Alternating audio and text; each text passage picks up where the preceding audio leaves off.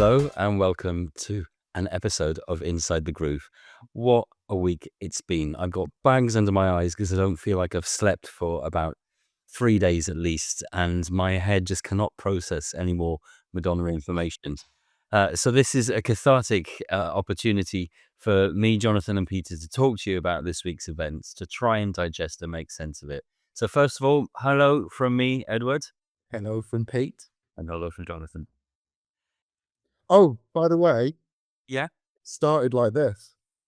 It started like this. Very good. If you haven't been following what's going on, or if you're watching this like 10 months later, this we're gonna throw in as many references because this has been the week that Confessions on a Dance Floor 2 or Confessions 2 has been launched. We're still a couple of months away from the actual release, but everything happened this week. Actually, I'm going to step back a bit, Peter and JDP, because it was about 2 weeks ago when I started messaging you both, it's happening at the end of next week. And Peter, you really didn't want to believe me, did you? You have been the boy who cried wolf. I will make that defense. But yeah, I didn't want to doubt you, but I needed. I said it to you. I work on like a hypothesis, and we have no evidence. I mean, that's fair enough. I think what happened, I can say now, and I've been a bit careful about what I've said, is two people that I know who are pretty connected, and obviously for obvious reasons, I'm not going to say who they are because then they'll disconnect from me. Um, uh, Messaged me to say that they'd heard, well, one had heard one track and another had heard two tracks, and was teasing me with information, etc. And they were perhaps not fully aware of everything that was happening themselves, but they were very much aware that something was about to happen. The fact that they'd had an opportunity to hear these songs. So I, on social media, started giving out a few little exciting clues without anything that was giving stuff away. I'll tell you about stuff that I did know in a moment, and then letting you two know. But of course, like you said, he's always saying that it's about to happen, and it hasn't. I think we all have. I think kind of got a bit bored of waiting for this all to happen, and perhaps had even started to think it wasn't going to happen because it was well over. There's It's 7 years since her last release, and it's well over a year since she announced that she was making Confessions 2, and none of us knew if it was even gonna be called that at the time. So the timeline, uh, goes back to it goes back to the end of March because Madonna, as we know, was in Venice, in Italy, and it's been announced that she recorded an episode or 2 of The Studio, which is a really funny comedy. I don't know if either of you two have ever seen or series 1, Seth Rogen's. It's yeah. really good. It's really, really funny. I think I find it particularly funny because I'm in that industry, so a lot of things they talk about, um, resonate with me. But I think it's just a funny sort of, catastrophic comedy anyway, where he's like this awful boss who thinks he's the best boss, head of an imaginary studio. And there's lots of cameos, in every episode. And it would appear that for at least 2 episodes, of the next series, filmed only a couple of weeks ago, Madonna and Julia Gardner, are going to be in it, playing the version of themselves, which is very exciting. Now, after Madonna had been seen in Venice, she disappeared and didn't even post on her Instagram, which is very unlike her, and it was coming up to about 10, 12, 13 days. And then this is what the timeline is for me. So my husband was having his bath. He has a bath in the morning. He has baths, but he has a bath. Loves it. Loves an hour-long soak in the bath. I was back in bed. I'd already been for a swim, and I was back in bed on my phone, probably reading about Madonna and rumors. And he said, "When did Madonna wipe her Instagram?" And I said, "Oh, it's February last year." And he was like, "No, no, no, has she just done it?" And I'm, "What? What?" I looked, I could see the posts disappearing. Went onto Twitter to check, and no one was talking about it. And yes, within seconds, of course, from that, everyone was talking about it. I think I messaged you guys going, "It's happening." That is the signal these days that something is happening when somebody wipes their most recent Instagram history. It's either a mental breakdown or a new release. It's Yeah. one or the other. Yeah. Well, exactly, yeah. I mean, I think I messaged you guys about it. What were your thoughts then? Did you actually believe it really was gonna happen? I think it was my first I would allow that into the evidence pile.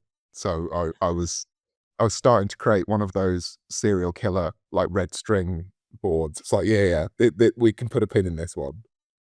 Yeah, I agree. That is strong evidence. And I had, I mean, you were definitely the first, Edward, but I had two or three other people also text me within a space of a couple hours that she had done that.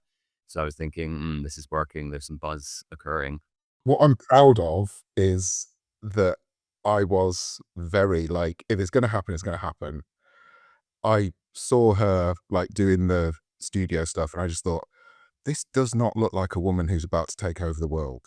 So I was lulled into a false sense of security that it just felt too casual and like nothing was really going on. And then, yeah, that was the first bit that I was like, okay, pay attention. What happened then sort of poured out over a few days. We got an update to Madonna.com, which was hinting and not confirming that the album was called Confession or COAD2. And there was a piece of ambient music, but nothing more than that. I mean, we all had to live with that for 24 hours. We're obviously all excited that something was definitely happening, but we didn't know what to expect. And then, of course, the next day, it sort of all poured out. The Madonna shop opened up, and we'll talk about all the things that are available to buy or were available to buy then, and the proper announcement, along with a minute preview of the song.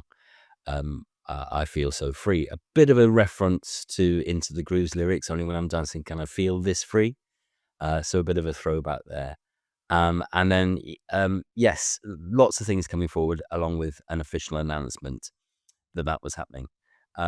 Still nothing more about other activity this week. And of course, the rumor mill was very much saying that Madonna would turn up at Sabrina Carpenter's Coachella performance and would possibly be doing a new song, a collaboration with Sabrina, and a couple of old songs.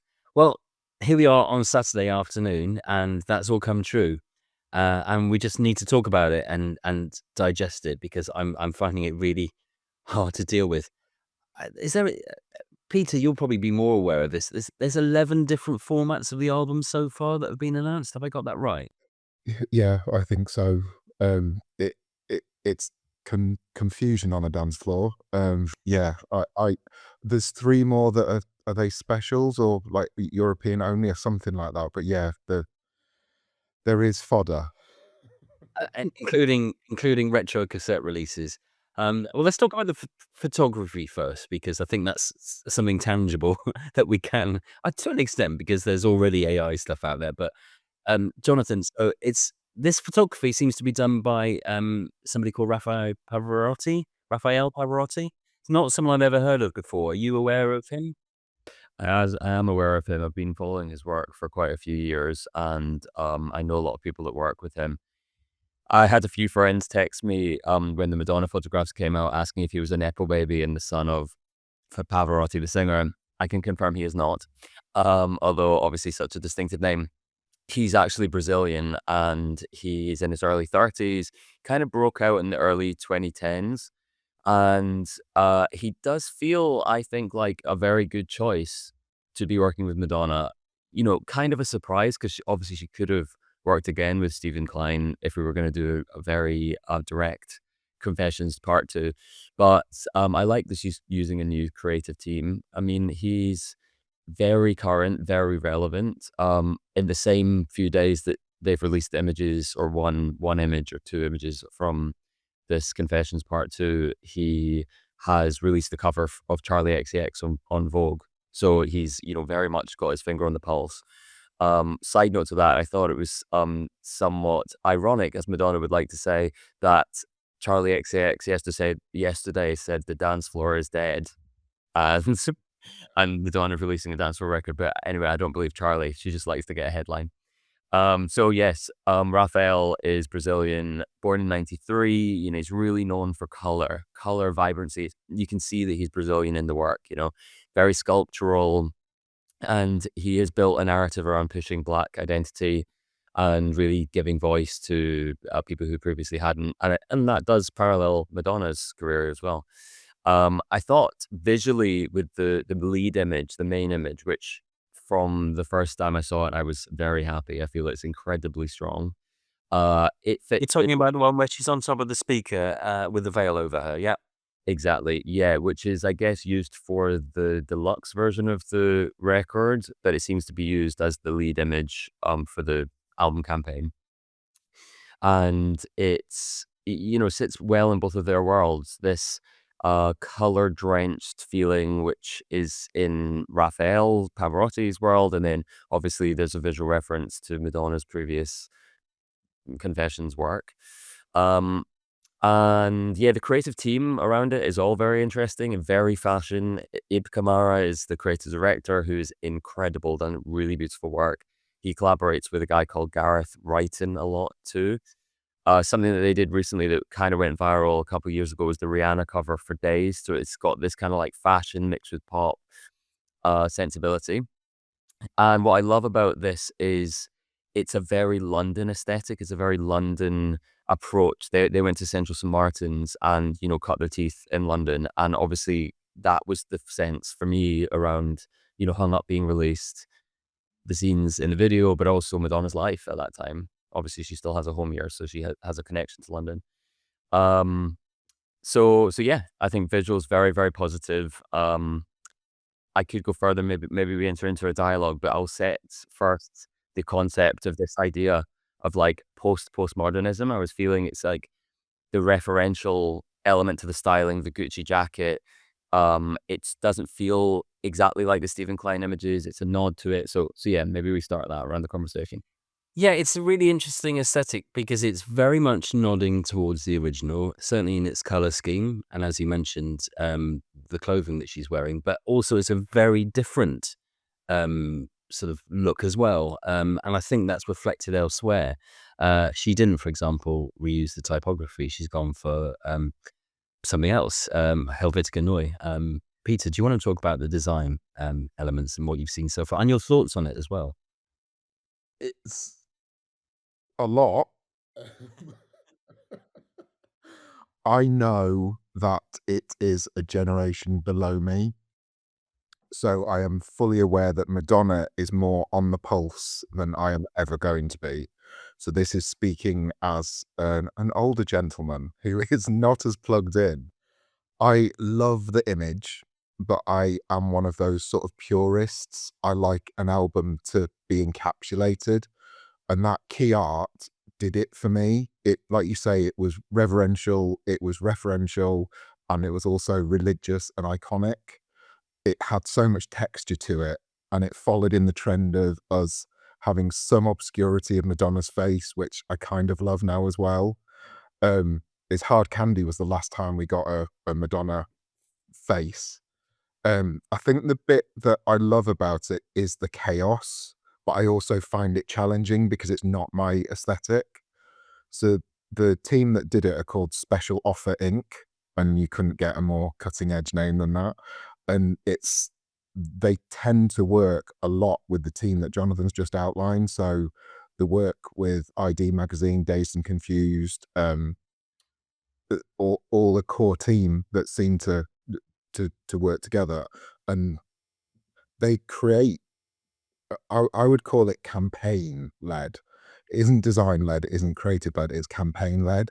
So they did the Charlie XCX campaign. They were responsible for Brat.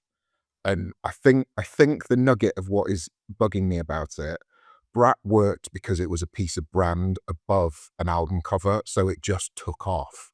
Whereas you've got a contention here of an incredible image, but wanting to also be the minimalism. So those two sort of cause like a bit of friction for me. I love the image and I would have loved to have seen it without anything on it. But there's quite a lot of things going on across the wealth of the album covers. There's no through line or consistency. Like I would make the argument the cassette could be from an entirely different campaign. And then you've got like beautiful color palettes, but they're very mismatched. So there's a lurid yellow that's sort of come in that doesn't feel like it's from the same family. So it really is a generational thing. Like I feel as if I can appreciate it, but aesthetically I would sit more with where Madonna was in the 80s, 90s, noughties. This feels like the next the next wave of graphic design that is for younger people.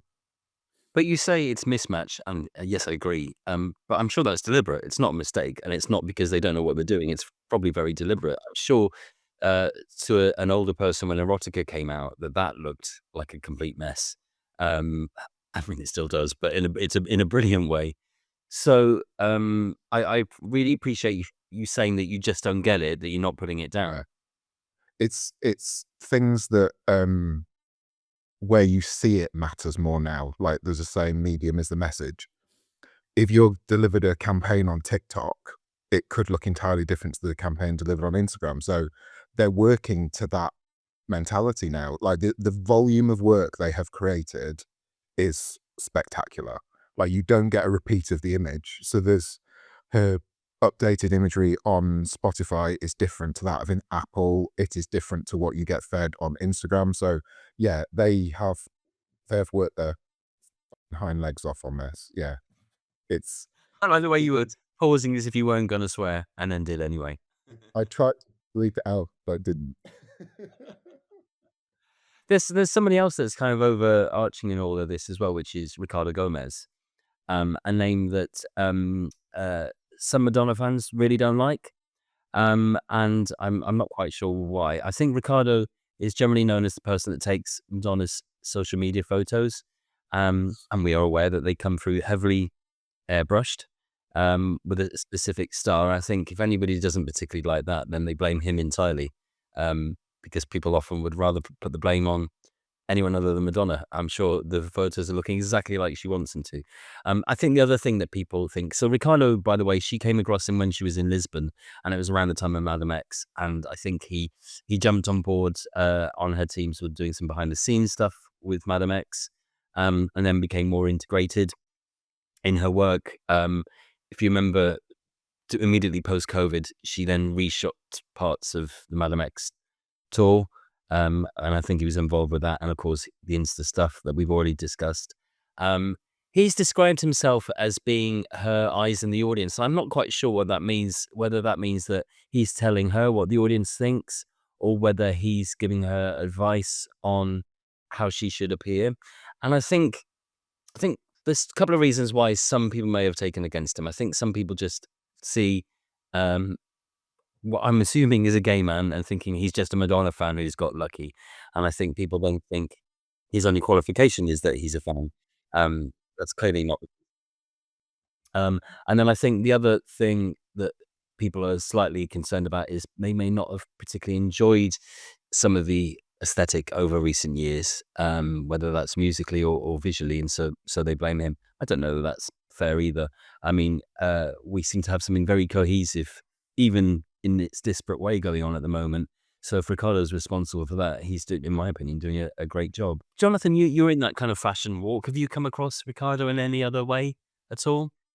No, only ever seen him through the Madonna world, but yeah, I mean, my thoughts around that are conflicted because we're living in a time where content is more important than quality, and so you're competing in a world where there's constant new imagery being shared. And because I'm also from a time prior to a Gen Z generation, maybe that's being appealed to most in this time. I don't really fit with that. I would much prefer to have less, as we've discussed many times, than more. But I understand why people feel they need to do that. Obviously, Ricardo's name is all over this. Everyone who's involved has credited him as being a part of it. The new Confessions imagery, I mean. And, what I thought in reflection with that is, perhaps he has a Madonna sensibility in seeing other people's creative talent and overseeing something, because obviously he's not necessarily had a hand directly in it. And the visuals are really strong so far from what we've seen. But yeah, I'm not sure. And I also kind of liked when all of the Instagram was wiped, because I was like, oh, clean again. We can start from scratch, because there was just so many images all the time coming.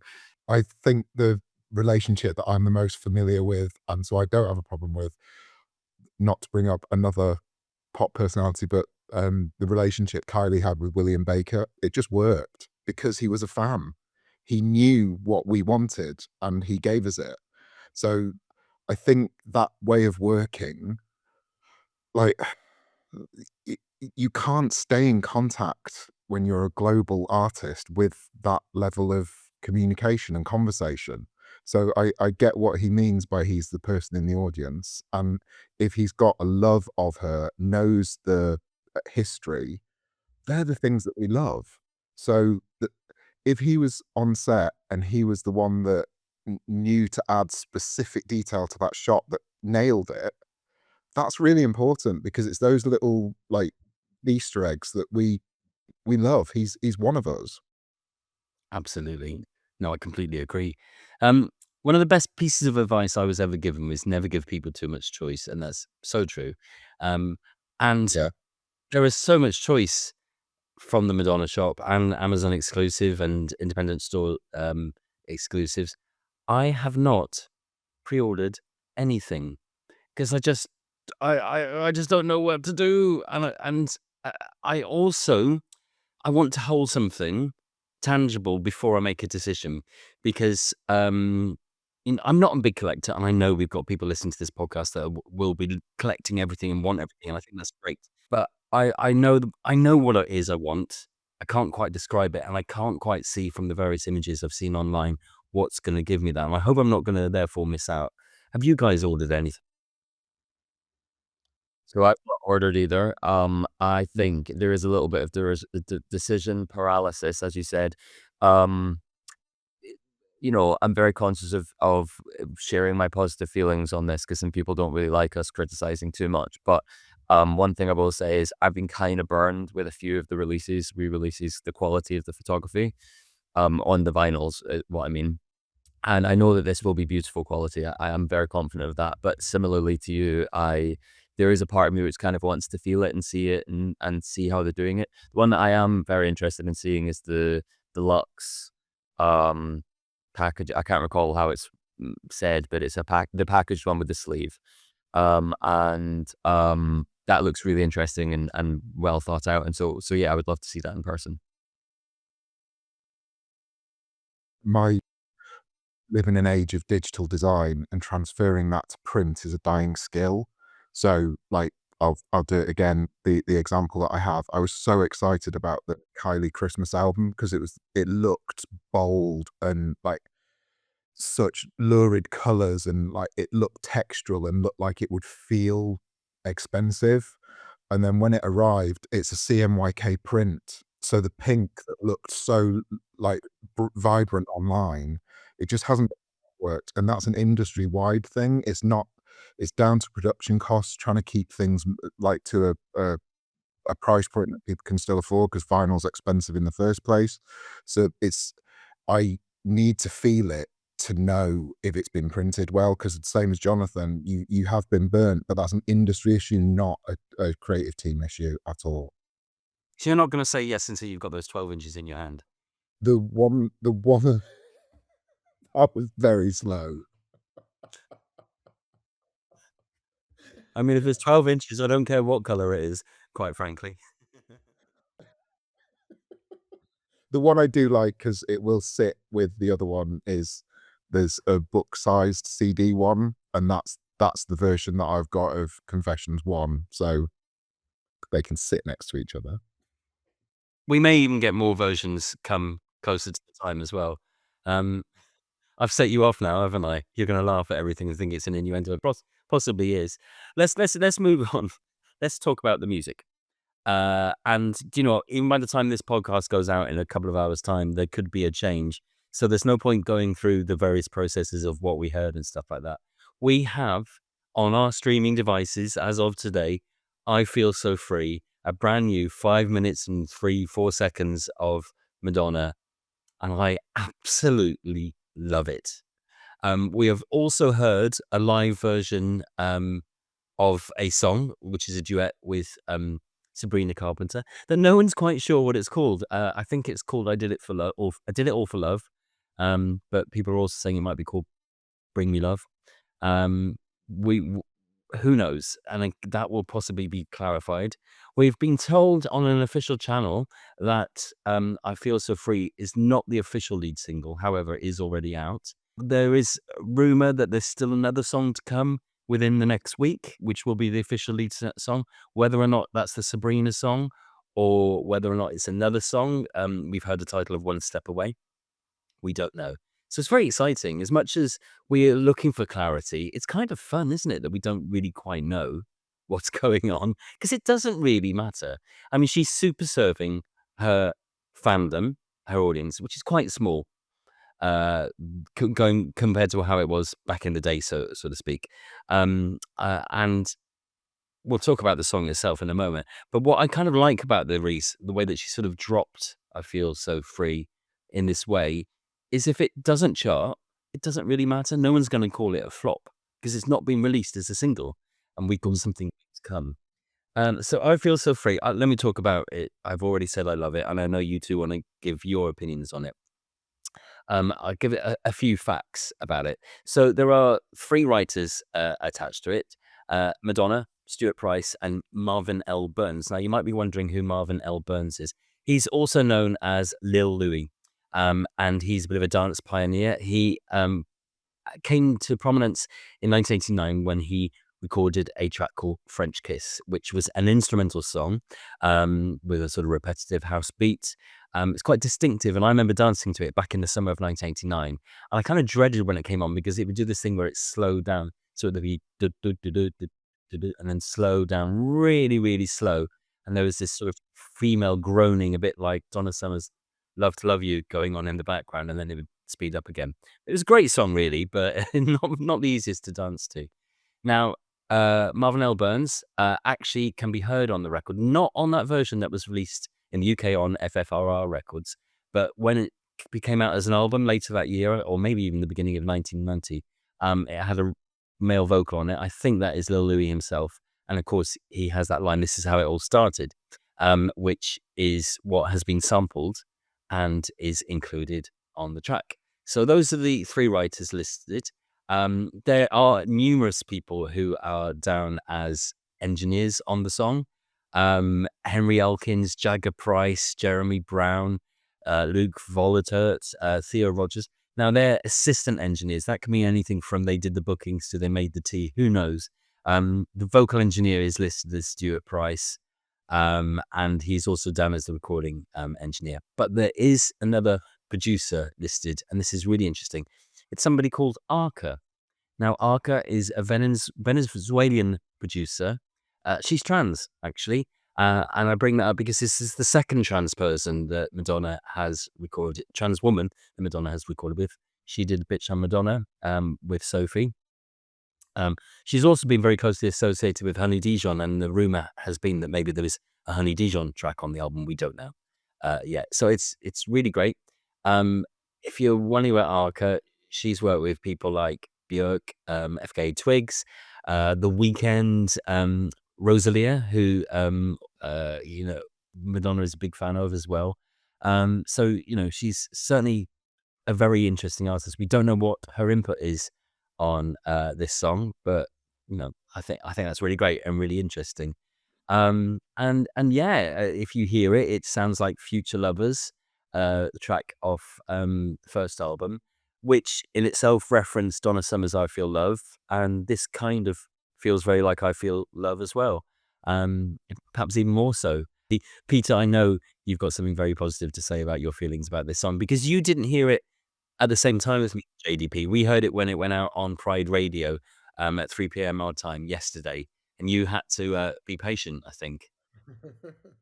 I got goosebumps when the website loaded on Monday, and I was like, "Oh wow!" It there's just something about the audio, even with no vocal on it, that was just back.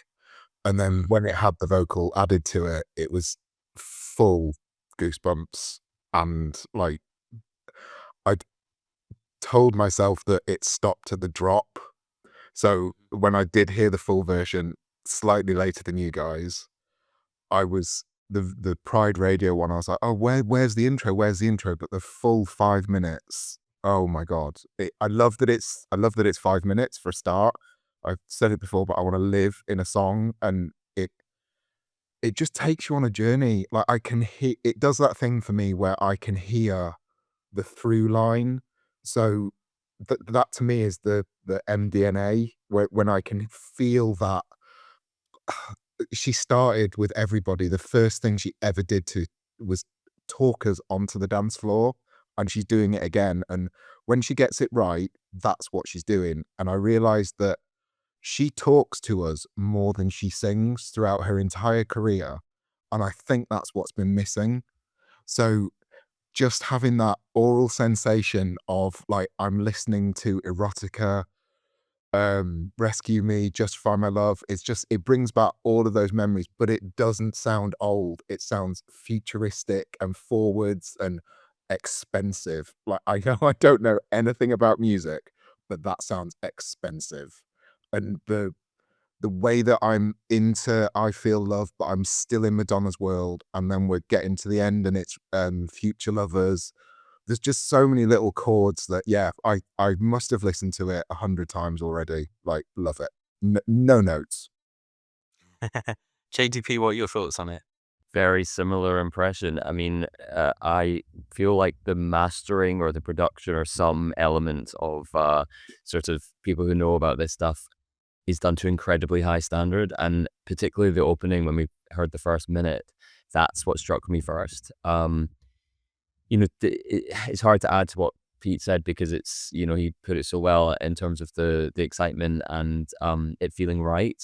I think it's a great introduction to the music. This a continuation of Future Lovers or I Feel Love kind of energy, which we actually haven't heard in the public domain for a while. Like it does feel fresh again to me, and also she sounds relaxed. She sounds in it. She embodies it.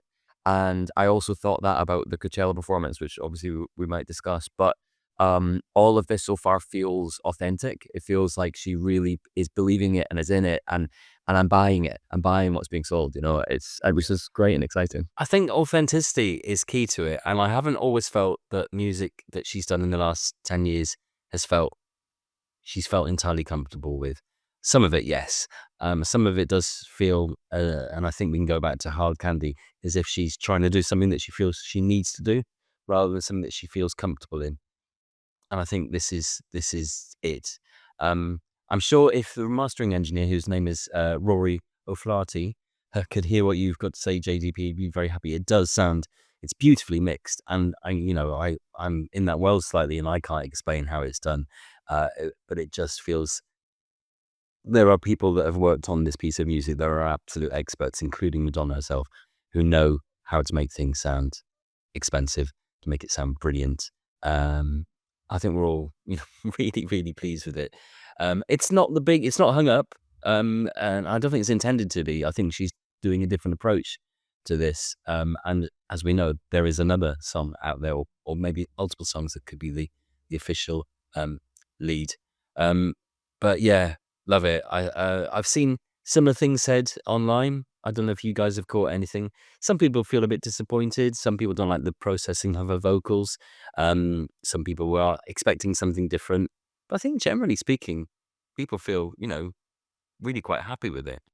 I've not seen anybody, but personally, I've not seen anybody say anything bad. And like, my husband is a bit of a Madonna weather vane as to he's only ever liked the ones that are in the canon, and he thinks it's amazing. So to get him on board with something so early on is quite the accomplishment. So yeah, I think she's going to land the plane.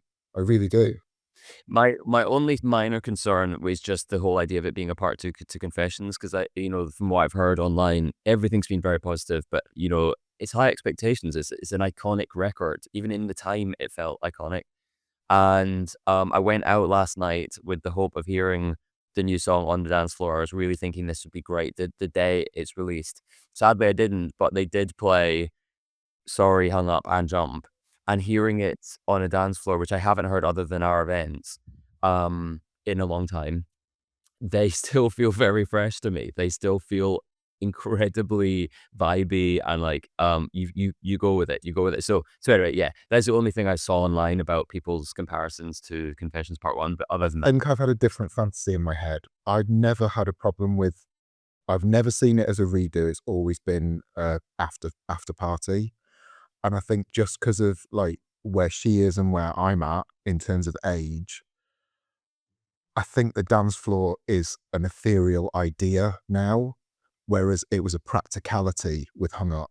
And I'm kind of living in that space where, and that's why this song feels so right, because it doesn't feel real. It feels as if it exists in a alternate universe where everything's perfect. well, she used the term liminal space on stage in Coachella, and actually that's Yeah. very true. The complaints of Confessions on a Dance Floor 2, I'm only confused by what we're calling it, because on some items it is Confessions 2, and then there's COADF 2. So yeah, I'd just like some clarity on what we're actually supposed to call it. We may get that clarity, and maybe it doesn't matter. Who knows? So Before we get on to Coachella, and I can't wait to talk about that because we've not really properly discussed it yet. The other thing that we know is bubbling under is the use of Vogue in The Devil Wears Prada 2, which is coming at the end of this month. The trailers have included a sort of remix version of that, and that's very exciting. There's rumors that there could be a track included in that. That's quite possible. We don't know yet. But certainly it seems that there's a new version of Vogue. That's kind of resurrected a few conversations about the originality of Vogue, and it's something that's been covered on this podcast. And it's on record that Shep Pettibone's original demo of Vogue very much came from a remix he'd done of Shep's remix of Missy Much by Janet Jackson. And something's come to light over the last few days that I found very interesting. Thief of Hearts obviously had a bit of a resurgence. I'm going to play you a familiar bit of Thief of Hearts now, which you'll recognise.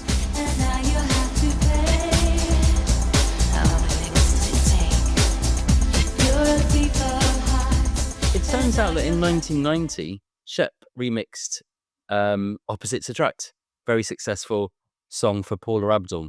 And his remix of that 2 years before Thief of Hearts was released might sound familiar to you. Let me play it to you.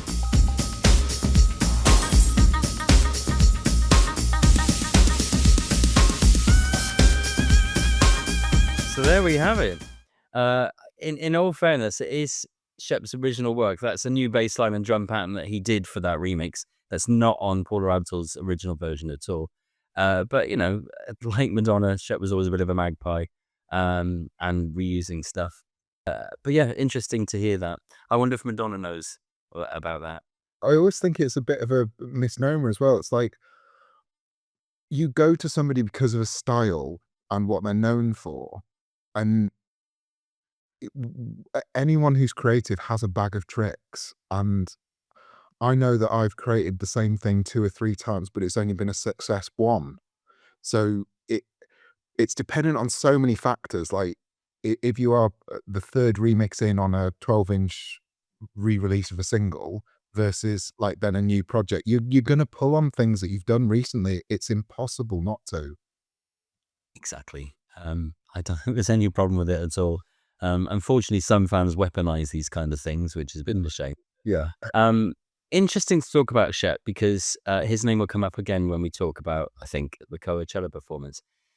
So I had my alarm clock set for 4:45 this morning, which is kind of when I get up anyway. But because I was so excited, I woke up at 1:30 and haven't really slept since then. Because although it wasn't officially confirmed, yesterday Guy Osery, Madonna's manager, did sort of very heavily hint that Madonna would be returning to Coachella, and those of us in the knew that Madonna might well turn up in Sabrina Carpenter's set. Now, Sabrina is someone whose music I really like, but don't love. And I think she's great. I think she's beautiful. I like a lot of things about her. And when I hear a song of hers, I like it. She's very influenced by ABBA, who I also love, and Fleetwood Mac, and that I really like. I'm surprised I don't like her music more, and I've really got nothing negative to say about it at all, because she's kind of got that irreverential sense of humor as well that I really like. but it doesn't really grab me. Maybe it's a generational thing. So I was quite interested watching that performance before Madonna came on today to see how she is as an artist, and I think she's brilliant. I was really entertained by it all. But of course, we were all waiting for Madonna to turn up, and she did. She joined Sabrina on stage, and they sort of sang a truncated version of Vogue, which was great. You two probably saw that performance as well. Madonna looked a bit scared when she came out on stage. Not scared, insecure perhaps. This is a huge audience. She hasn't played to an audience this big since Rio a few years ago, and it's also not a Madonna audience as well, so she might have been feeling a bit concerned. But she looked great. She looked better than any other 67-year-old I've ever seen. And once she got going, she started moving again. It was great. She then did a bit of a chat with Sabrina, and she went off on one about astrology. Now, Peter and I have discussed our thoughts on astrology before, because I don't believe in any of it. I think it's all absolute rubbish. But Peter, you did kind of believe it until a certain point. Is that right? Yeah. Me and Edward have the same birthday, so theoretically we are the same star sign. I'd sort of half-heartedly believed in it, but then there's no way the two of us can be the same. Cannot be more different. I mean, obviously, we're good friends and we've got lots of things in common, but as personalities, we're really quite different. My slight interest in anything like that was just shot dead. Absolutely. But bless Madonna, talking about the moon in Taurus or Aries or wherever it is. But then they did a new song, which is one that I'd heard about a couple of weeks earlier. And I describe it as, well, I think that if you want to compare it to another Madonna song, Vogue is slightly there, but Uptown Suite is the one that it's most like. Uptown Suite is the 12-minute dub version of a remix of an unused erotica track called Goodbye to Innocence, which is in itself is a great song, and Madonna used parts of that on the Confessions Store in her version of Vogue. This is a song about being famous, I think, and about not caring about the numbers and not caring about the fame, etc., and very much where Madonna is in her head now. It's quite Chef Pettibone sounding. It's kind of got that beat and that vibe. It also has a similarity to a song that Madonna has often used on her Instagram posts, Good Life by Inner City. Now, here's a bit of a fact for you. That song contains a minor chord sample. Now, I'll try and explain this really well. When you play minor chords and you move, from one chord to another, you adjust the notes to fit into a scale. Now, when sampling happened and they took a sample of a chord, when you resample it, it doesn't stay on the same scale. It goes between different keys in a way. And it has a very specific sound. It feels a bit atonal. And that song has got that sound, and that's because it sampled a minor key. The song that it samples is a track called Let's Get Brutal. Let me play that for you.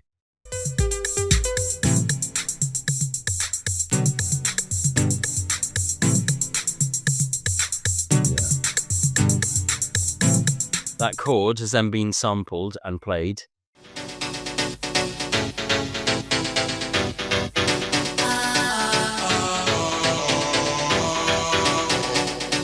And they also used it on their song, Having Big Fun as well. And that minor chord thing is also in Uptown Suite. So I haven't heard a studio version of this song yet, so I don't know if it's actually a sample of Let's Get Brutal. But Madonna has hinted through some of her Instagram posts when working with Stuart that early Chicago house sound is something that she's been possibly influenced by. I personally, and I'd love to hear your opinion on the song, I think I'm going to love it. I just have had a bit of an overload of information at the moment. I haven't heard the studio version. I haven't been able to sit with it on my headphones and think about it or let it grow on me. So I don't really know what to feel yet. In a way, that's kind of exciting. It means I've kind of got this thing with some knowledge to look forward to. But I can't process it. So when people are saying, "Do you like that song?" I can't say yet. I don't know. I think it's going to be a classic, and I think I'm going to like it. I really enjoyed the performance, and then watching them sing "Like a Prayer" together, a really brilliant version of "Like a Prayer" together. I'd love to get you two's opinion on what you saw. Peter, what do you think? Um, not to harp on about another woman in this podcast, but I was at the 2001 On a Night Like This Kylie show, all going brilliantly. We'd had like all of the hits right in the moment. I'm going to do my new song now. I've just finished writing this. It's called Can't Get You Out of My Head. What the hell is this? It was her and a guitar and two backing singers, and it's the version that she does quite often now. But it was like, what is it? And people just went to the loo. I'm not saying it's like that, but I think it might be. You can't hear the full production in that live version. The bits that I can identify, I agree with you. I think I'm going to love it. I just wish that we could have got it dropped on streaming immediately, because it needs that moment to exist, because it feels like the other track is bigger. And if this is the single, I don't want it to get drowned out. Even on socials at the moment, the thing that's getting played is the Like a Prayer moment. And that's kind of frustrating, because it's like, no, I want to know what that song is. I think it, like you described it, I can hear the Chet Pettibone bit in it. And I think it might be the get together of the album. There's something in it that is amazing. But yeah, I need, same as you, I need to have it in my ears and enjoy it. Have you had a bit of an overload, JDP, of Madonna over the last few days? What did you think when you saw that performance? I'm excited overall with everything, and just us getting fed with new Madonna content is great for me. To me, Madonna shines in the studio. She's such a brilliant studio artist, and so I always love hearing the studio version, even though we've got some incredible live recordings, obviously from her past few tours. Seeing an actual live performance that hasn't been engineered for the YouTube, you can't really get a sense of the song. So in that, no, I don't have a real sense even of the song. I can't quite grasp the melody even in my head now thinking back. But I'm very excited to hear the studio version. And Madonna hasn't always been credited as a producer. I know in this she is executive producer with Stuart Price on the album, but that's also where she shines. And I can just imagine her production ear on this being incredibly high quality. So yeah, very excited about that. The Sabrina Carpenter collaboration, I can't fully get my head around. I'm sure it will start to make sense to me mentally over time, but to me, even though clearly Sabrina Carpenter, as with nearly every modern young female artist today, has been directly influenced by Madonna, they live in kind of different worlds in a way. Um, and so I'm kind of like figure how the narrative of the song connects them both. I guess this fame narrative that you were saying, Edward. But yeah, positive feelings overall. I'm excited to hear it all come together. I think what I really felt about the sound of the song, which coincided and coalesced with all my thoughts around the visuals we've seen and how Madonna was presenting herself on stage, is a softness. When we saw her with Hung Up at Coachella in 2006, was it? It was punchy, it was hard, she was coming out fighting. This feels a lot softer, and I wonder if that's a conscious team decision of let's present Madonna as more relatable in the way she was being very conversational on stage and cracking jokes. Um, or if it is just naturally where Madonna is in her life, or both. And so the song feels a bit like that too. It's got a softness and a melodic quality, rather than like a punchy house song that's got more techno. Yes, but I should say that I was expecting Madonna to come out, say something harsh, and then try and hump Sabrina on stage, which seems to be what she normally does these days. So yeah, there was a softness to it. It was a really funny bit where she takes off her sunglasses, and you can see she doesn't know what to do to them because she's not going to throw those Dior sunglasses into the audience, and you could see her struggling to find whoever it is supposed to take them. She's And just a poor girl from Detroit with $34 in her pocket. She can't throw those away. no, we went back to as soon as she got rid of them, she did the turn she needed to do. She got it. I got hit out of the park. Yeah, I mean, the one moment where I was like, "Oh, I wish the Coachella audience was maybe a bit older or more of a Madonna audience," is the a Yeah. cappella of Get Together, and the way it was recorded, who knows what it's like in reality, but it was so silent, and I was like, imagine we would be screwing you in a meter. Absolutely mental if we were there. Yeah. I think Um, JDP's point about I that's what I was struggling with, and you've nailed it. Sabrina Carpenter would not be on the guest list for the imaginary club night that Madonna is throwing. It that's what it is. You're right. I can't think who it should have been a collaboration with, but this doesn't feel like they exist in the same world. But maybe the video. That's always when a visual anchors it. That could be it. I don't know. Yeah, I don't entirely agree or disagree with you. I think there's something about Sabrina which is similar to Madonna. Is Sabrina is very feminine and sexy, but very forthright on opinions on men at the same time, in a way that Madonna is. And I think they've got that in common. But they are, a couple of generations apart. So Yeah. let's not forget that. We all want Madonna to have a hit, and we know that because of her age, regardless of how good the music is, she's not going to get played. And so maybe that's the reason. Let's be honest. Teaming up with someone like Sabrina, it's a bit different from what she's done in recent collaborations, where she's gone with somebody less well known. Yeah, I like it. We'll see. I think I'm going to love the song. Yeah. It was great to hear Like a Prayers, and yet another new version of Like a Prayer. I imagine Stuart Price has been involved, but it was great to have watched the entire show of Sabrina's dancers and then seeing them be part of that as well. Madonna was sounding great. There was definitely auto-tune on her vocals, which is perfectly acceptable. And I think Madonna was a bit breathless at the end, and her voice was wavering slightly, and you could hear the auto-tune pushing it to the next note. And I know I'm going to get hate mail already for saying that, but it was. And I'm fascinated by that. That's why I want to talk about it, and I love it. But her tone was absolutely brilliant, and it's making me very excited for what we're going to get of the live when that comes.